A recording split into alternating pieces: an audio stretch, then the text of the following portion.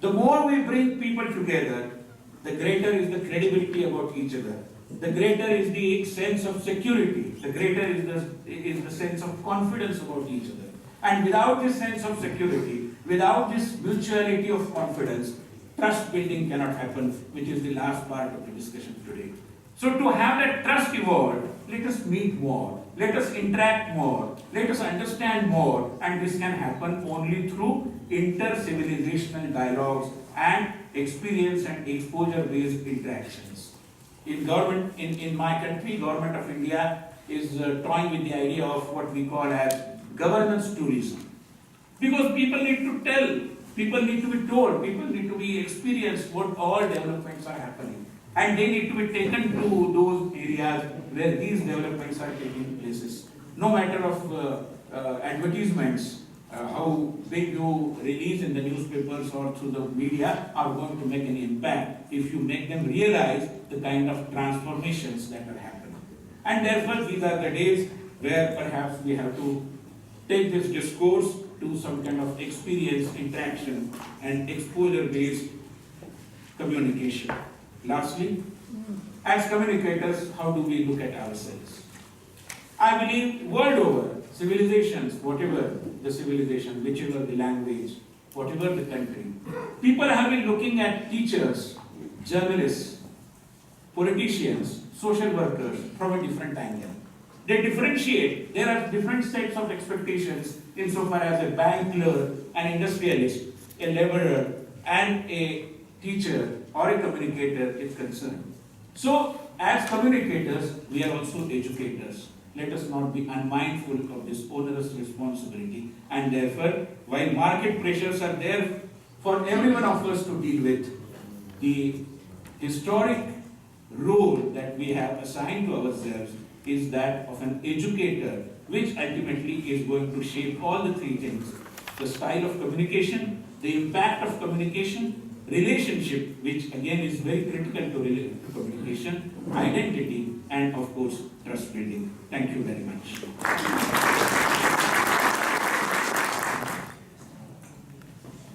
Good morning, ladies and gentlemen, excellencies, fellow panelists. My name is SRDJANA JANOSEVIC. I'm from the Seychelles Islands and I work for the President of the Republic. My presentation is about a reputation of paradise. Many would say, yes, paradise is a wonderful place to work, and in fact, most people think, this is what I do. I have an office on the beach and I communicate with the media in this way. Paradise, though, has also its problematics, which I will be talking about in this presentation. Yes, people do think that I work on the beach, and there are times, in fact, that I was working on the beach, and the proof of that is there. Other people think that I'm just there to attend cocktails, because that's what people working for the president do. But of course, you know, they also think I just talk with the president all day, and that's not really the truth either. But as is most of you, and most people working in PR, it's usually endless hours in front of a computer, 24 hours on call. So working in paradise is not always on the beach. So the Seychelles Islands, a tourism destination, primarily depending on the income of tourists coming to the island, and therefore its reputation is very important. It cannot rely on any other resource to bring in income. So I'll be talking about what it means to be a paradise reputation, what's not quite perfect about it, the competing interests in the reputation of the islands, who's in charge of the communications, and how do the Seychelles Islands maintain a reputation of paradise. So the idea of paradise, it's perfection. Always sunny, always happy, always pleasurable, holding a key to happiness, escape, an aspiration of the lucky few.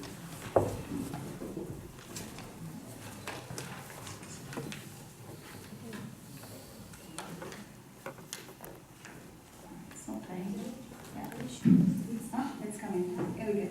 So this is a video to show you a little bit of the island. Taken from a very simple iPad video. So this is the image, and this is the reason why people travel to our islands.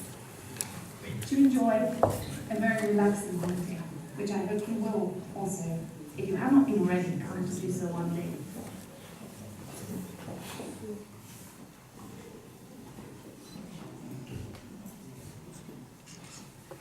So it is really extraordinary. That's why we call it paradise. It's beautiful. It is another world, as our tourism board says. It's warm all year round. It's a slow pace of life, away from the rat race. It's peaceful, multiracial, multi-religious. We have no experience of war. We have one of the smallest countries in the world, 90,000 people only. We have one of the highest rankings in Africa for our human development. We are top in Africa in terms of our gross national income. We are the second African country to be given high income status by the World Bank. 52% of our land is nature reserves. And we have one of the best transports in Africa too.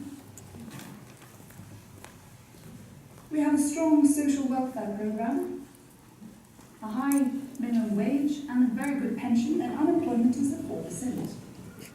75% of us have our own homes. Most have electricity, treated water, flush toilets, television. Quite a few have cable TV. Most have mobile phones. Every year, 40,000 of us, out of the 90,000, travel overseas. 51% of households are headed by women. And we're the first in Africa for various gender indicators, which is, for this day, Women's Day, very important. But there is also another picture. Not every day is going to be quite perfect. We are, of course, not in heaven when we are in paradise. We are in a real country with real people. So one of the biggest complaints and surprises that we get from people who travel to our nation is that, oh, you have rain? But it's always supposed to be sunny. And I always say, well, you know, it is a tropical island. We need water. So this is often the biggest criticism we get. The ocean can be rough. It's not always calm. And there are people who believe when they come on holiday there and they see rough, big waves, that somebody at the tourism board has photoshopped the pictures of the country to show calm water because they simply don't believe it's the same country. Internet can be slow, and this does tend to bother people who come. They don't have very fast internet. The cost of living is quite high because almost everything is imported to the country. People are not in a hurry to work. We have a very laid-back culture. So fast service is not an everyday occurrence. We have high levels of alcoholism. We're also the fattest country in sub-Saharan Africa. The highest number of intravenous heroin users per capita in the world. We have the highest number of prisoners. That is only 800 people, but still, per capita, it's a lot. And more than half of all children are born outside of marriage, which leads to many social problems and family breakdowns, especially as people have multiple partners. So, we also have brain drain. A lot of young people who leave, and then we need for work elsewhere. So we actually have 13,000 expatriate workers. So there are, in the paradise elements and in the not-so-perfect elements, competing interests and reputation of Seychelles. I will give you an example. The competing interest between the tourism sector, the politicians, and the diplomats. We had flooding on one of our islands that took place in January 2014. The tourism board acted as if it never happened. Everything's fine, it's sunny, nothing is going on. The politicians were on the ground, helping the people, making sure that everyone got everything they needed to get out of the flood. And the diplomats were calling on the international community for funding to help deal with the flooding situation. So the competing interest, particularly from the tourism sector, that is very powerful, was to say, well, you know, there's nothing really happening. You can still come on holiday. So very different messages coming out. One needs attention because of funding from, let's say, the UN. One needs attention for their political campaigns, and one just doesn't want any attention because that would mean negative publicity. Similar situation, we had a lot of Somali piracy incidents around our islands between 2009 and 2013. The tourism board, again, there are no piracy incidents. They really didn't want to talk about it to anyone. The politicians, yes, we're fighting the pirates. We can get rid of them. And the diplomats, we need money to fight the pirates. So they were looking for help from the European Union, from the United Nations, and so on. So again, very different messages coming out in terms of the reputation of the country. So in Seychelles, who is in charge of communication, identity and trust? The government, the tourism board, the office of the president, and the Ministry of Foreign Affairs are very powerful in terms of their messages they send out to the rest of the world. We also have a lot of foreign media that come on occasions, whether it's for travel or for particular topics they wish to cover. And how do we reach a country reputation in a world which is going global? Probably we need it. The question is how we do it. Second is that if we need it, who does it? Your politicians or your government, both institutions, or international institutions, because they have a very strong impact on your reputation, your people, your tourist authorities, or who? Or your visitors. Because just to give you one example, one of my friends, old-time university friend, leads one of the biggest tourist agencies in Budapest. They are global, of course, and when he is offered to see new holiday destinations, and he sent a lot of branding materials to his office to see it, he wouldn't care. He will go on the internet and look for visitors' opinion. What do they say about that particular destination? And if he likes it, then he goes to see it, and he might include into his business. So he listens more to other people than the place itself. And this is where we conclude to Paul Holmes' remark, I think a year ago, 2 years ago, that we must think that today branding is not what you say about yourself, but what other people say about you. So with this, I kindly invite Ms. MUTHAMBI. Thank you, Program Director, our co-chair, and ladies and gentlemen. Also, I want to convey my special greetings to the Deputy Mayor of Davos. Thanks so much for the warm welcome. And one would like to appreciate to be given this opportunity to deal with this topic, country reputation, who is in charge of communications, identity and trust. It is close to our heart as South Africans. I'm pleased to share with you our experiences and best practices in this area. We do view our country's reputation as central to our attractiveness as an investment and tourist destination. It allows us to differentiate ourselves in a highly competitive and global community. It also allows for a coherent and consistent representation of who we are as a nation. We are able to clearly articulate what we stand for as a country.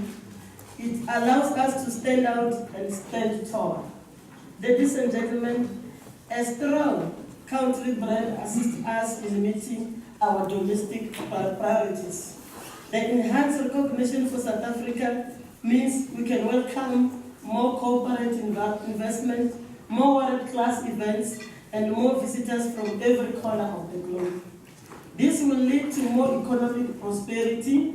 There will be a higher level of employment and a better standard of living. In turn, it brings more social cohesion and mobility, more aspiration and more optimism. Our success in building our brand as a country is through open and effective communication, both at local and international level. What we communicate and how we communicate goes a long way towards the building and sustaining trust. At home, we use the power of communication to serve our communities by informing, educating, and providing open access to information. Ours is a developmental agenda, and as such, our communication encourages people to participate in developing our country and growing our economy. We are guided by the National Development Plan, which investigates an active citizenry that participate in the socio-economic life of the country and are more conscious of the things that they have in common than their differences.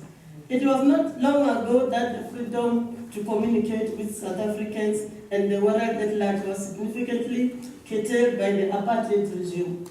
The communication apparatus of the apartheid state misled people and led to a breakdown in trust. Our society at the time was characterized by a culture of secrecy, disinformation, and restriction on press freedom. Its laws ensure that the majority of South Africans remain disadvantaged. Our reputation now at home and internationally at that particular time, it was in tatters. The birth of our democracy in 1994 changed all this. It ushered an era where, for the first time, government was fully accountable to the public. Freedom of expression became an integral part of our new democratic society. The free and open flow of communication was central in our global achievement and also in achieving the goal of a non-racial, non-sexist, and prosperous society. Our historic march forward has brought with a sea of change. The communication landscape began to transform. The manner in which we began to communicate significantly impacted how our country was viewed by all. Ladies and gentlemen, this important work of elevating our country's work and image and abroad falls under our Ministry of Communication, the ministry which I lead. The ministry is responsible for the overarching communication policy and strategy of the country, information dissemination and publicity, as well as the country branding. When the ministry was established 2 years ago, we moved to turn into a communication and information powerhouse. We aligned the entities that reported to it to create a unique composition that covers all aspects of the communication space and works to advance our reputation. The entities include the Department of Communication itself, which is the overseas policy. It promotes socio-economic development and investment through broadcasting, new media, print media, and other new technologies. The Government Communication and Information System is responsible for implementation, coordination, and leadership in government communication. It influences an effective government communication system, drives coherent government messages, and proactively communicates with the public. The Independent Communication Authority of South Africa is an independent regulatory body for the telecommunication and broadcasting sector. It works in the interest of the public. The South African Broadcasting Corporation is a public service broadcaster mandated to inform all South Africans. It has a strong radio and television presence nationally and its voice for millions of South Africans. Given its history as an apartheid mouthpiece prior to 1994, the SABC has placed trust at the center of its relationship with its audiences. It continually strives to be the most credible and diverse national media broadcaster. The Media Development and Diversity Agency is a partnership between the South African government and the majority print and broadcasting companies to assist in, amongst others, developing community and small commercial media in South Africa. An important area of focus for the Media and Diversity Agency is the development of community radios.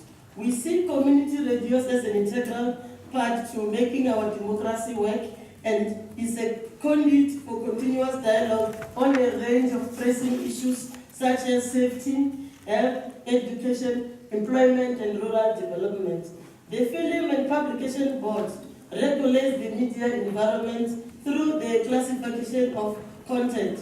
It maintains relevance to the values and norms of South African society through balancing the right to freedom of expression with an obligation to protect children from exposure to potentially disturbing, harmful, and inappropriate material. Ladies and gentlemen, the final entity that is part of our communications table is Brand South Africa. In 1994, our nation, for the first time, was exposed to a wider world after apartheid turned it into a pariah state. Relations with many countries were fragile at best and economic cooperation limited as a result of sanctions. After 1994, the democratic government's foreign policy approach was characterized by cooperation, collaboration, and building of partnership. South Africa is now a respected member of the international community, and our relations is stronger than ever before. We understand that our advancement is linked to that of the rest of the continent and the globe. To market and profile South Africa to the rest of the world, government established Brand South Africa under the umbrella of the Ministry of Communication. It is South Africa's official marketing agency. The team of Brand South Africa is responsible for building and managing the country's domestic and international reputation. It uses the country's contrasts and diversity in the old and new, traditional and progressive, local and global, urban and rural, art and commerce as our national proposition. Through its work, Brand South Africa creates a positive and unified image of South Africa, one that helps to build pride, promotes investment and tourism, and helps new enterprises and job creation. Brand South Africa ensures that the diverse interests and stakeholders that make our country great are reflected. It has the mammoth task to market South Africa to every facet of the globe. It cannot, however, do this on its own. We therefore foster partnership and collaborate so that we are able to get good story of the South Africa to everybody. Its flagship program, Global South Africans, creates ambassadors for the nation brand. The program allows South Africans who live outside the country to partner with Brand South Africa in promoting the country. Ladies and gentlemen, communication offers requires the necessary political support. In understanding this important factor, an interministerial committee on information and publicity was established by our president. Our ministry enforces communication through the interministerial committee on information publicity. This elevates communication from a supporting role to one that drives and coordinates communication. The Interministerial Committee is responsible for championing and coordinating the work of government with regard to communicating programs.